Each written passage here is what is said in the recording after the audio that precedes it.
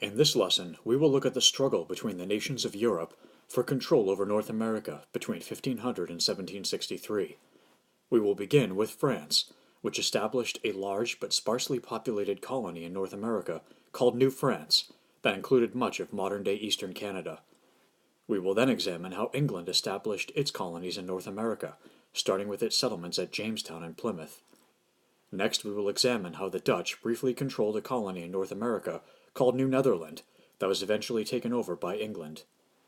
Throughout the lesson, we will compare the relations of different European colonists with the Native Americans of North America. Finally, we will see how Britain gained dominance in North America through its victory in the French and Indian War. Columbus's voyages and Spain's conquest of the Americas aroused interest in exploration and colonization among other European nations.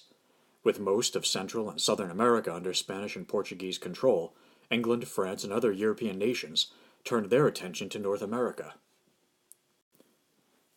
Magellan's voyage had shown that ships could reach Asia by way of the Pacific Ocean, so European countries hoped to find another route to the Pacific. If it existed, this northwest passage through North America to Asia would become a highly profitable trade route. Ultimately, North America did not yield any easy treasure or a water passage to Asia. Before long, however, the French, English, and Dutch established colonies in North America. These colonies differed from each other and from those of Spanish America in terms of language, government, resources, and social structure. France's exploration and colonization in North America took place slowly because France was distracted by affairs in Europe, especially its many wars with its rivals. In 1534, Jacques Cartier began exploring the coastline of eastern Canada, eventually discovering the St. Lawrence River. Traveling inland on the river, Cartier claimed much of the present-day eastern Canada for France and established a settlement at what became Montreal. In 1608, Samuel de Champlain claimed the region of Quebec for France. Jesuits and other missionaries followed the explorers. They advanced into the wilderness to convert the Native Americans of Canada to Christianity. French explorers and traders gradually traveled inland with the help of Native American allies, who sought support against rival Native American groups. Eventually, France's American Empire reached from the Atlantic Ocean to the Great Lakes and down the Mississippi River to Louisiana and the Gulf of Mexico. This huge swath of territory became known as New France. Despite its vast size, the population of New France grew slowly. Despite being explored in the mid-1500s, Canada was only slowly colonized by the French. Wealthy landlords bought huge tracts of land along the St. Lawrence River, but the harsh Canadian climate with its long winters attracted few French peasants. Many of those who went to New France soon abandoned farming in favor of more profitable fur trapping and trading. By the late 1500s, one of the hottest fashion trends in Europe was hats made of beaver skin. Beavers were almost extinct in Europe, but plentiful in North America, leading to a thriving trade in furs. Fishing and timber also supported settlers. In the late 1600s, the French King Louis XIV set out to strengthen royal power and boost revenues from his overseas empire. He appointed officials to oversee economic activities in New France. He also sent soldiers and more settlers, including women, to North America. As a Catholic monarch, however, Louis prohibited Protestants from settling there. By the early 1700s, French forts, missions, and trading posts stretched from Quebec to Louisiana, and the population was growing. Yet the population of New France remained small.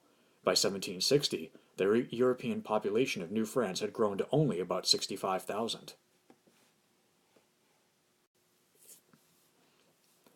Although the French claimed huge swaths of land in North America, they ultimately proved less interested in occupying and settling these territories than they were in making money off the land.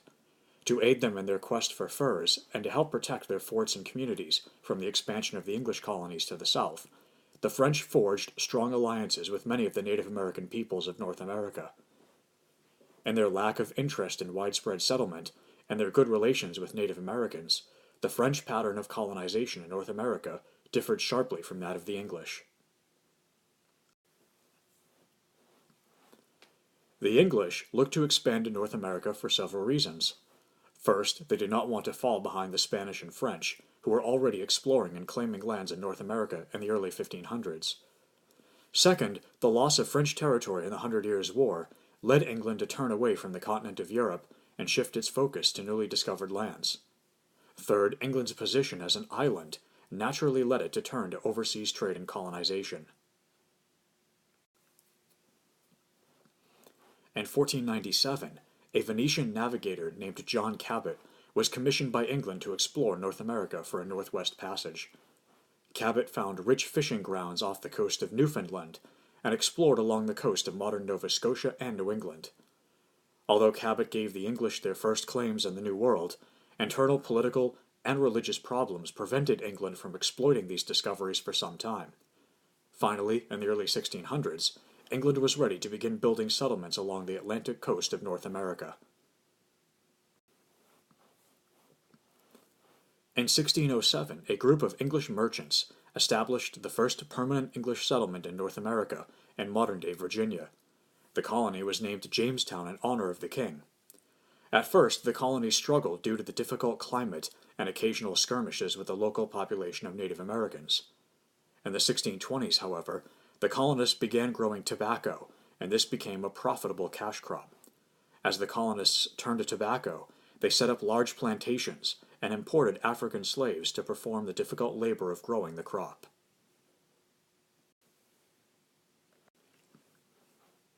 In 1620, a group known as Pilgrims founded a second English colony at Plymouth in Massachusetts. The Pilgrims were English Protestants who rejected the Church of England. Unlike the settlers at Jamestown, the Pilgrims came to America in search of religious freedom rather than commercial profit. Like the settlers at Jamestown, the Pilgrims initially suffered many hardships, but with help from local Native Americans, the colony eventually thrived. In the 1630s, many Puritans followed the Pilgrims to New England in search of religious freedom from England's Anglican Church. The Puritans established a larger colony at nearby Massachusetts Bay. The Puritans wanted to build a model community that would set an example for other Christians to follow. Although the colony experienced early difficulties, it gradually took hold and eventually absorbed the smaller colony at Plymouth. The success of both the Plymouth and Massachusetts Bay colonies was due in large part to the numerous families in the colonies, a sharp contrast with the mostly single male population in Jamestown. Family life created a sense of order among the settlers and ensured that the population would reproduce itself naturally without depending on immigration. The strong religious faith of the settlers also gave them great strength and helped the colonies in Massachusetts survive. Although relations with Native Americans would later deteriorate, initially the neighboring tribes helped the colonists in Massachusetts to sustain themselves by teaching them how to survive in the harsh climate. During the 1600s and 1700s, the English established many more colonies along the Atlantic coast of North America. Although the colonies were united by a common English language, culture, and religion, they also had great diversity in economics and social structure. The New England colonies proved unsuitable for large-scale farming, but had many small farms and towns. These colonies grew wealthy from fishing, timber, and shipbuilding. The middle colonies, like Pennsylvania, had abundant land and natural resources, and large cities like New York and Philadelphia. In the South, colonists found that cash crops like tobacco and rice grew particularly well in the warm climate. As a result, they developed a plantation economy and, like the Spanish and Portuguese, imported large numbers of African slaves to provide labor. As the English colonies grew and prospered, they attracted settlers from many different European countries, resulting in a mix of cultures and ideas. Beginning in the 1620s, the English also colonized a number of islands in the Caribbean, such as Barbados, St. Kitts, and Jamaica. These islands were ideal for the production of sugar. Large plantations worked by African slaves were quickly established on the islands. Although these colonies were much smaller than those on mainland North America, they were incredibly profitable. Like the rulers of Spain and France, English monarchs asserted control over their American colonies. They appointed royal governors to oversee colonial affairs, and had Parliament pass laws to regulate colonial trade. These laws generally required colonists to trade only with the mother country and prevented the growth of colonial industries that might compete with those of the mother country. In England, these laws were referred to as the Navigation Acts. Compared with Spanish and French colonists, however, English settlers enjoyed a large degree of self-government. Each colony had its own representative assembly, comprised of members elected by colonial property owners, that advised the governor and made decisions on local issues. Like the French, the Dutch colonists who came to North America were mostly interested in trade. The only large Dutch colony in North America was New Netherland, located in the Hudson River Valley. Like the French, the Dutch had generally positive relations with the Native Americans due to their emphasis on trade and limited interest in territorial expansion. In 1626, the governor of New Netherland acquired the island of Manhattan from the local Native American tribe and founded the city of New Amsterdam. The settlement remained small, with fewer than 4,000 people in the 1650s. Several factors accounted for the lack of growth in New Netherland. The high standard of living and religious toleration of the Netherlands created little incentive for Dutch people to leave and migrate to the Americas. The Dutch were also much more focused on their colonies in the Caribbean and in East Asia, which yielded highly profitable cash crops. As a result, the Dutch tried to attract more settlers to New Netherland by opening the colony to people of any culture and faith. As a result, its population became a very diverse mix of languages and customs. One visitor to the colony referred to it as a confusion of tongues. The slow growth and focus on the fur trade also contributed to the Dutch having a good relationship with the Native Americans, though the two sides did occasionally come into conflict. New Netherland was seen as a threat to England's colonies. The English saw it as a so-called Dutch wedge between the northern and southern colonies. In the 1660s, New Netherland was taken over by the English and renamed New York. By the 1700s, French claims included present-day Canada as well as much of the present-day central United States. The Spanish had moved north, making claims to an area that stretched from present-day Texas to California. After driving the Dutch out of New Netherland, the English dominated the East Coast. As these colonial empires expanded, they frequently came into conflict, with Native Americans trapped in the middle. Competition was also fierce in the Caribbean, where European nations fought to control valuable sugar-producing colonies. Sugar was the most lucrative trade item produced in the Americas. By the 1700s, French and English colonies in the Caribbean islands, worked by enslaved Africans, had surpassed the whole of North America in exports to Europe.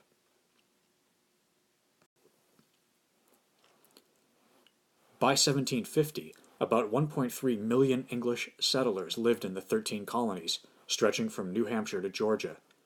The English soon became hungry for more land to meet the needs of their growing colonial population. As they pushed further west into the continent, English settlers collided with France's North American holdings. During the 1700s, Britain and France had emerged as powerful rivals for global domination. As their colonies in North America expanded, they began to interfere with each other. In 1754, a dispute over land claims in the Ohio Valley led to war between the British and French on the North American continent. The conflict became known as the French and Indian War, and became part of the much larger worldwide struggle known as the 7 Years' War in 1756. Initially, the British fared poorly in the war. British General Edward Braddock and his army tried to drive the French out of the Ohio River Valley, but were defeated. The French and their Native American allies used ambushes and hit-and-run attacks to decimate the English forces. The tide of the war turned in 1757, when the energetic and confident politician William Pitt rose to leadership in Parliament. Pitt saw victory in North America as vital to British interests. He committed more troops and resources to the war effort. The reinvigorated British forces, supported by colonial troops, finally began to win some battles. In response, the powerful Native American alliance known as the Iroquois, who had been neutral up to this point, allied with the British. Now Britain had a powerful Native American ally to balance those of France. In September 1759, the war took a dramatic and decisive turn at Quebec, the capital of New France. British forces launched a surprise attack and captured the city in a short but deadly battle, in which both commanding officers were killed. With Quebec under British control, French resistance crumbled and Britain emerged the victor. The war did not officially end until 1763, with the signing of the Treaty of Paris in France. The treaty had major effects on the colonial situation in North America. The French were forced to give up all their land in Canada and east of the Mississippi River to Britain. France was left with only a few islands under its control. The Spanish, who had sided with the French, ceded Florida to the British, though Spain was compensated with control of French lands west of the Mississippi River. Overall, the treaty left Britain the undisputed master of North America. This victory came at a great price, however, as both France and Britain were left deeply in debt from fighting the long global war. For the British, this would lead to a series of disastrous efforts to tax the American colonists that would result in the American Revolution. And France, the debt from the war would contribute to a growing financial crisis for the French monarchy that helped spark the French Revolution 20 years later. Native Americans did not benefit from the war. They lost the support of the French and suffered heavily during the war from hunger, disease, and deaths in battle. With the war over, they now faced the prospect of further British encroachment on their lands. Britain tried to address this by creating the Proclamation of 1763, which banned further westward settlement by English colonists. But the proclamation was difficult to enforce, and conflicts between Native Americans and colonists continued. The British were forced to leave a large army in North America to control its new French subjects and protect colonists from native raids. This further added to Britain's financial burden and antagonized the American colonists, who saw the army as a threat to their liberty. Now that we have completed this lesson, examine the questions on this slide. After I finish speaking, pause the video and see if you can answer them based on what you have heard. Use this as a way to help you review for the assessments.